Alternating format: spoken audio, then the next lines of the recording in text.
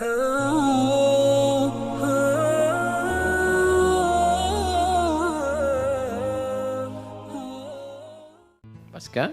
kematian. Sampai ke ujung. Ujung yang tidak ada sekatnya lagi disebut akhirat namanya. Jelas ya? Ujung yang tidak ada sekatnya disebut apa? Akhirat. Wabil akhiratihum yakinun. Pelan-pelan. Tadi kan kita yakin setelah wafat itu ada kehidupan kan? Ini yang harus terpatri nih. Sebab kalau orang tidak meyakini ini, maka dia merasa hidupnya untuk dunia saja. Ini yang menjadikan seseorang itu memanfaatkan semua kegiatan dunia seperti apa yang dia inginkan. Makanya kalau ditanya, kenapa kok harus mabuk-mabuk begitu? Kapan lagi, kan hidup cuma sekali. Gitu? Setelah ini kan gak ada hidup lagi. Nah itu sebetulnya kata-kata itu sudah terlambat. 15 abad lalu orang jahiliyah sudah punya kata-kata itu. Wa ma yuhlikuna illad dahr. Kita itu hidup cuma sekali. Kalau udah meninggal, udah mati, gak ada lagi kehidupan. Mumpung masih hidup, nikmati bos katanya. Itu udah ada dulu. Kalau ada yang begitu, jahiliyah tuh. Ya, terlambat dia. Ya, barangkali nasabnya Abu Jahal tuh dari atas tuh. Itu ada di Quran bahasanya ada, makanya ngaji. Ya, kalau ngaji kita bisa bedakan mana yang terlambat, mana yang faktual, gitu kan? Mana yang benar, mana yang kurang tepat. Halo, jelas? Ya. Nah, ini gambarannya nih. Nah, kalau kita yakin, maka kita punya persiapan. Kalau nggak yakin, nggak punya persiapan. Nah, karena kita sadar ada kehidupan setelah kematian, dan dimensinya sama atau tidak? Tidak. Alamnya sama nggak? Nih, saya mau tunjukkan logika berpikir yang sederhana. Di alam yang sama saja, kalau pindah tempat, pasti butuh bekal kan? Ya, Anda dari rumah ke sini, kalau nggak ada bekalnya bisa nggak ke sini? Nggak mudah. Kendaraan perlu bensinnya, naik motor perlu ada ongkosnya, apalagi pindah lebih jauh lagi. Maaf, sekarang di Jakarta misalnya pengen untuk ke Tanah Suci. Dari Tanah Kusir ke Tanah Suci. Pengen ke Mekah, pengen ke Madinah. Mungkin nggak berangkat kalau nggak ada bekalnya? Tidak. Sekarang begitu sampai ke Saudi, maaf, mata uangnya sama nggak? Tidak. Geser lagi terus agak lebih jauh ke Amerika. Ke Amerika bisa nggak beli air pakai rupiah? Pakai apa? Dolar. Di Malaysia pakai apa? Hukumnya sama nggak? Tidak. Ke Singapura aja nggak bisa sembarangan, ya kan?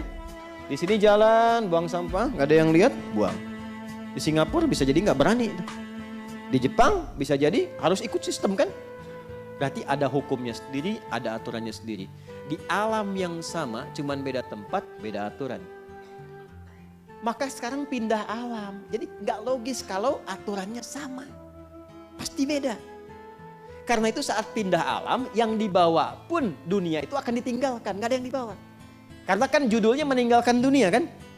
Dan hebatnya diumumkan di speaker di toa-toa. Assalamualaikum warahmatullahi wabarakatuh. Inna lillahi wa inna ilaihi. Telah meninggal. Nah, meninggal dunia itu maksudnya meninggalkan dunia seutuhnya. Jadi semua hukum-hukum dunia termasuk di dalamnya. Dan bekal-bekal dunia gak akan dibawa. Ya, Anda sekarang mau kerja sekeras-kerasnya, berangkat gelap, pulang gelap, macam-macam kumpulkan harta, dapat mobil banyak, rumahnya luas dan mewah. Begitu masuk ke alam kubur, mobilnya ikut nggak? Handphonenya ikut. Itu yang dipakai ngerekam-rekam tuh. Fotonya ikut nggak? Man rebuka jamaah Ustaz Adi, nih buktinya. Nggak bisa. Nggak bisa. Mama nanti kalau masuk ke alam kubur, tolong handphonenya dikuburin tapi setelin murotal dulu ya. Pulsanya kirimin tiap pekan, nggak bisa tetap. Gak ada yang masuk. Bajunya sama nggak dengan sekarang? Ganti. Anda mau kumpulin pun banyak sampai puluhan ratusan, tetap yang dipakai beda. Dan hilang semua. Begitu dipaksa dimasukkan rusak. Hancur. Karena bukan tempatnya. Bukan fasilitasnya. Bukan hukumnya, pindah tempat, maka pindah hukum. Beda aktivitas, beda perbekalan. Sekarang pindahnya beda alam. Kita masuk ke alam pasca kematian, pasca kehidupan dunia, masuk ke alam kubur. Belum ke akhirat ya baru dikubur. Karena beda alamnya, alam dunia dengan kubur sudah beda hukumnya. Silahkan cek di buku, di kitab mana ada keterangan tentang kubur. Di Islam lengkap. afala ya'lamu idza bu'thira ma fil qubur. Tahu enggak ketika nanti dikubur sampai bangkit itu bagaimana kehidupannya? Maka turun ketentuan-ketentuan supaya disiapkan sebelum masuk. Jadi sebelum masuk kita sudah punya bekal.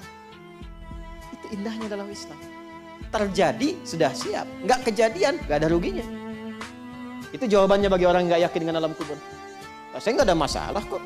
Kalau enggak kejadian ya enggak apa-apa, enggak ada ruginya bagi saya. Tapi kalau kejadian situ yang rugi. Ya kan? Oh, kubur tuh enggak ada apa-apanya, cuma tidur aja. Ya enggak apa-apa, saya tidur kan pengen enak. Pengen punya fasilitas, tidurnya nyaman, empuk, mimpinya enak. Situ enggak punya persiapan, silakan tidur dalam kubur, mimpi ketemu neraka. Ya kan? Anda di alam dunia mimpi ketemu kuntilanak, pengen cepet bangun kan? Jelas kan? Halo? Ini di alam kubur kan ada orang mengatakan gak ada siksa, yang ada cuma tidur aja. Ya memang Anda tidur tapi mimpinya neraka terus pagi sampai petang. Dan gak bisa bangun lagi. Tersiksa enggak? Nah daripada kita capek dan bingung menelisik, ya, mencari-cari menduga-duga, yang sudah pasti aja Allah bilang apa pencipta kita. Nabi terangkan apa? Keluarkan kurikulum alam kubur sebagai persiapan pulang. Dan indahnya dalam Islam itu terintegrasi dengan kegiatan dunia dalam bentuk amal soleh tadi. Sholat. Kan kita kerjakan kan? Apa manfaat sholat untuk dunia? Menjadikan kita menjadi lebih baik. Inna sholata tanha 'anil fahsya wal munkar. Apa manfaat untuk kematian? Dalam sholat ada tumakninah namanya, melatih ketenangan. Tumakninah itu dari bahasa itma'anna yatma'innu, melatih jiwa untuk tenang. Jiwa bahasa Arabnya nafas. Jiwa yang dilatih tenang, maka punya sifat jiwa yang tenang. Dalam bahasa Arab disebut nafsul mutmainnah. Nah, latihan sholat kita tumakninah ruku, tumakninah dalam sujud, membentuk nafas mutmainnah. Apa manfaat nafas mutmainnah untuk pulang? Saat maut itu dicabut, maka dampaknya lahir ketenangan dalam jiwa. Itu yang dimaksud, ya ayyatuhan nafsul. Bagaimana nafsul mutmainnah muncul? Tumakninah. Kapan munculnya? Dalam ibadah. Jadi ketika sholat diberikan ketenangan untuk pulang, cara pulangnya. Di alam kubur dapat kebaikan. Anda ayah, ibu berjuang merawat anak dengan baik. Saat mengandung, ya, jaga yang halalnya masuk, yang haram mesti keluar. Bacain Quran, dekatkan dengan Allah sejak dalam kandungan. Begitu lahir dirawat-rawat. Tiba Anda meninggal misalnya dalam perawatan yang baik, itu jihad, Bu. Tahu apa yang terjadi? Orang-orang yang mendedikasikan hidupnya untuk mengabdi kepada Allah. Padahal kan normal sebagai seorang ibu merawat kan? Normal kan? Rawat, memberikan yang baik, gizi yang baik, tapi dia niatkan karena Allah. Itu begitu dia wafat, langsung turun kandungan ayat tentang fi sabilillah. Wala tahsabannal ladzina qutilu fi sabilillahi amwata bal ahya'un 'inda rabbihim yurzaqun. Orang-orang yang mendedikasikan hidupnya untuk beribadah kepada Allah, berjuang di jalan Allah, jangan dikira wafat begitu saja. Di alam kubur kami berikan kehidupan yang lebih megah dengan nikmat yang berlimpah. Dan perjuangan itu jangan selalu digambarkan kepada jihad militer. Itu ketika ada tuntutan, ketika nggak ada, keluarkan. Makanya belajar apa kurikulumnya menjadi jihad, perjuangan yang baik karena Allah. Antum tafaqquh fiddin, belajar, lakukan karena Allah. Dalam Islam itu belajar apapun yang dipelajari, tujuan akhirnya mengenal Allah. Antum pintar sepintar-pintarnya jadi profesor, nggak kenal Allah, nggak disebut pintar dalam Quran. Justru Allah turunkan itu untuk diriset. Nanti poin nomor 3, kita kan baru 1, ya kan? Baru 1 kan? Nanti poin nomor 3 itu Allah tampilkan wal jibala autada, ya kan? Ada gunung-gunung, ada awan-awan. Wa anzalna minal mu'thirati ma'an tajajja. Riset tuh awan, riset langit, riset lautan, riset daratan. Turunlah ilmu dari situ. Riset langit, astronomi nanti. Ya, di daratan ada geologi, geofisika, geofisis dan sebagainya. Di lautan ada ilmunya lagi. Tapi puncak dari semua itu untuk kenal Allah. Karena dibuat itu supaya Anda tahu ada pencipta. Bukan cuma gali tambang, nemuin emas, nemuin nikel, nemuin tembaga. Yang ketika meninggal gak dibawa semuanya. Gak dibawa. Ada yang kain kafannya terbuat dari emas, dari tembaga. Gak ada. Jadi puncak tertingginya kenal Allah. Ngapain pintar-pintar gak kenal Allah? Enggak dibawa pulang gitu. Jadi Anda diminta pintar, sukses, bahagia, ya, kemudian juga mulia, hartanya bisa dipakai untuk menikmati dunia, saat yang bersamaan niatkan untuk ibadah. Punya poin akhirat. Jadi dunia dapat, akhirat dapat, itu konsepnya. Dan tidak meninggalkan dunia, karena ayatnya berbunyi Rabbana atina fid dunya wa fil akhirati wa qina. Itu ada keseimbangan.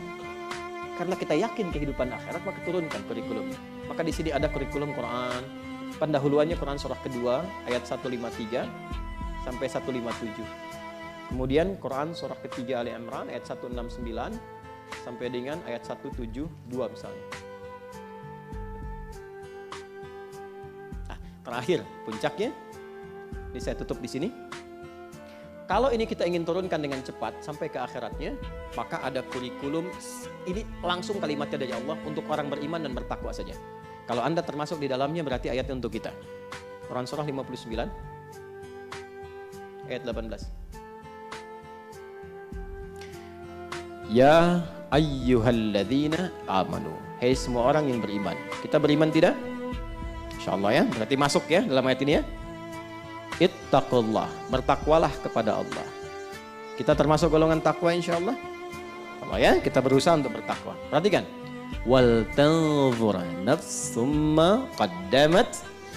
Hendaknya setiap personal, setiap diri yang merasa beriman dan ingin meningkatkan takwa, maka buktikan dengan memiliki program hidup li ghad. Ghad di situ maksudnya sampai akhirat. Jelas? Bikin kurikulum sampai akhirat.